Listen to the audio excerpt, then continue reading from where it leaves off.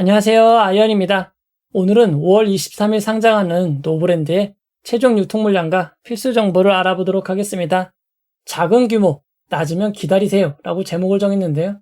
왜 이렇게 이야기하는지 빠르게 알아보도록 하겠습니다. 먼저 일정입니다. 노브랜드는 5월 23일 목요일 단독 상장으로 진행이 됩니다. 단독 상장일 뿐만 아니라 이번 주 유일한 상장이고 한동안 상장이 없습니다. 상장 일정은 이보다 좋을 수는 없을 것 같습니다. 이어서 우리사주조합 실권을 확인해 보도록 하겠습니다. 노브랜드는 이번 공모에서 우리사주조합에 주식을 배정하지 않았습니다. 그에 따라 우리사주조합 실권은 발생할 수 없습니다. 이어서 기관 투자자입니다. 수혜 측에 참여한 기관 투자자들은 모두 청약을 하였고 최종 배정까지 완료되었습니다. 기관 투자자들의 실권도 없었습니다. 이어서 일반 청약자 배정을 확인해 보도록 하겠습니다.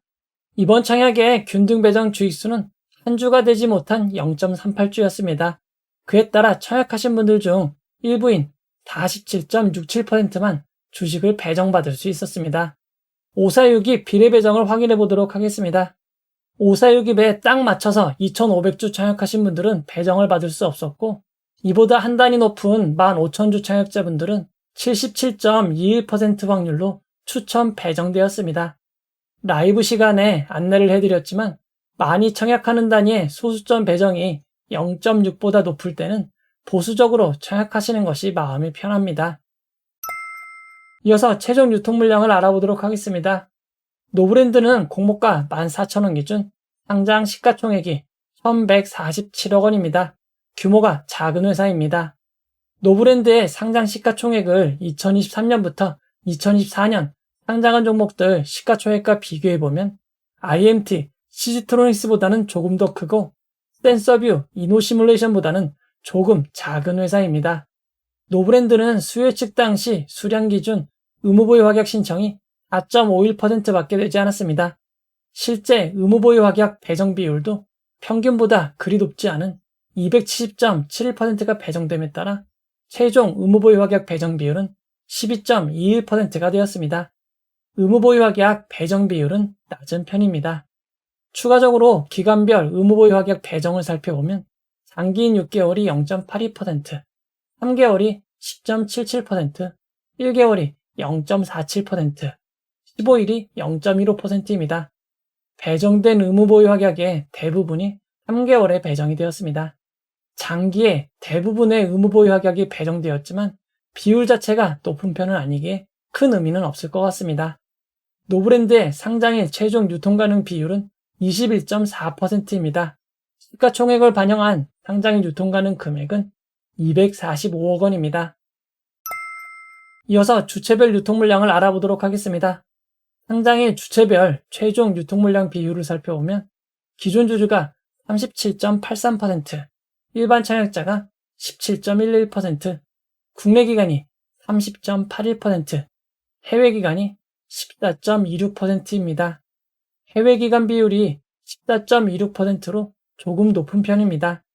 다만 기존 주주 비율은 37.83%로 그리 높은 편은 아닙니다. 게다가 규모가 작기에 금액으로는 약 93억 원 수준입니다. 작은 편이라고 할 수 있습니다. 노브랜드의 상장일 매각 가능한 주주들을 살펴보면 기존 개인 주주들로 추정이 됩니다. 노브랜드의 소액 주주 숫자는 162명으로 조금 많은 편입니다. 노브랜드는 현재 비상장 플랫폼에서 거래가 가능하지만 거래가 거의 이루어지고 있지 않습니다. 현재 증권플러스 비상장 거래 가격은 25,300원입니다. 또 다른 비상장 플랫폼인 서울거래 비상장에서는 아직 체결 내역이 없습니다. 노브랜드는 임직원에게 부여한 주식매 선택권, 스톡옵션은 없습니다. 노브랜드는 상장 이후 보통주로 전환될 수 있는 전환사채가 있습니다.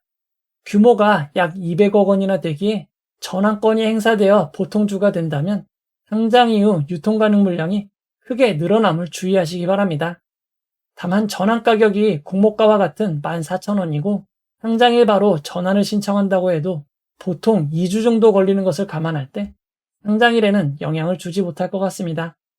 노브랜드의 상장일 유통 물량을 2023년부터 2024년까지 상장한 종목들과 비교해보면 CQ센 A텀보다 조금 더 많고 K웨더, 한선 엔지니어링보다 조금 적은 수준입니다. 2023년 6월 말 이후 상장 종목 유통 물량과 비교해보면 해당 기간 평균 상장일 유통 금액이 388억 원인 것을 감안할 때 노브랜드의 상장일 유통 금액은 작은 편이라고 할 수 있습니다. 이어서 상장일 주가 범위를 알아보도록 하겠습니다. 노브랜드는 상장일 공모가 14,000원이 기준 가격이 되고 상한가 400%는 56,000원, 하한가 60%는 8,400원입니다. 처약하신 분들을 위해서 최상의 결과 있기를 바라도록 하겠습니다. 이제 결론을 내려보도록 하겠습니다. 청약이 많았기에 어느 증권사에서 진행되었는지 기억하시기 쉽지 않습니다. 노브랜드는 삼성증권으로 진행이 되었습니다. 청약하신 분들이 많기는 하지만 실제 배정받으신 분들이 약 19만 명 수준이고 삼성증권은 대형 증권사이기에 상장에 별 문제는 없을 것 같습니다. 노브랜드는 청약 경쟁률이 높았고 환불일이 부처님 오신 날을 포함하여 3일이었기에 비례 청약하신 분들은 약 49.6%가 상승한 29,444원은 되어야 이익이 발생하는 점 참고하시기 바랍니다. 최근 상장 종목들의 흐름을 살펴보도록 하겠습니다. 아직까지 시초가보다는 개장 이후 고점을 경신하고 있습니다. 다만 지속적으로 상장의 고점은 계속 낮아지는 상황으로 볼 수 있습니다. 연속하여 청약이 진행되었던 코치까지의 상황을 살펴보면 시초가와 고점의 차이가 그리 크지 않았습니다. 하지만 이후 상장한 HD 현대마린솔루션과 ICTK는 시초가와 고점의 차이가 매우 큰 상황입니다. 특히 ICTK는 시초가는 공모가를 하회하였지만 개장 이후 상승을 기록하여 고점 기준 84.75%의 상승을 만들어냈습니다. 추가적으로 상장 이후 흐름을 살펴보면 HD 현대마린솔루션은 상장 이후 고점을 경신했지만 ICTK는 지속적으로 하락을 이어가고 있는 상황입니다.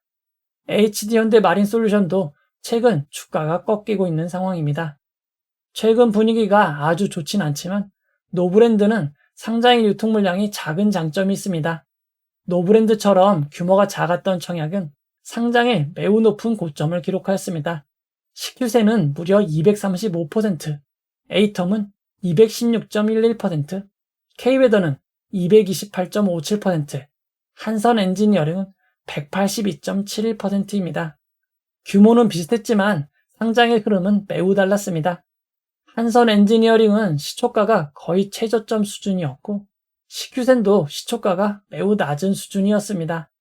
다만 A텀은 시초가가 고점 수준이었고 K웨더는 시초가가 중간 이상이 되었습니다.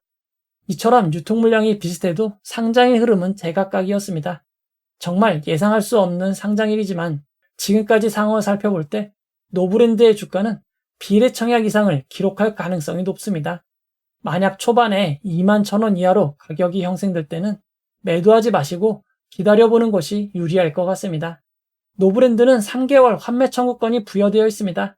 환매 청구권은 공모가의 90% 가격으로 주관사인 삼성증권에 매각할 수 있는 권리입니다. 혹시나 안 좋은 상황이 되면 환매 청구권을 기억하시기 바랍니다. 상장일에는 정말 예측하기 어려운 일들이 발생합니다. 상장일 라이브를 통해 여러분들과 함께 상황을 살펴보도록 하겠습니다. 이 영상은 후원해온 여러분들의 후원과 구독자 여러분들의 슈퍼땡스, 댓글을 통한 따뜻한 격려를 통해 제작되었습니다. 항상 고맙습니다. 이 영상은 투자 권유가 아니며 투자는 오롯이 투자자의 판단으로 이루어져야 합니다. 긴 영상 봐주셔서 고맙습니다.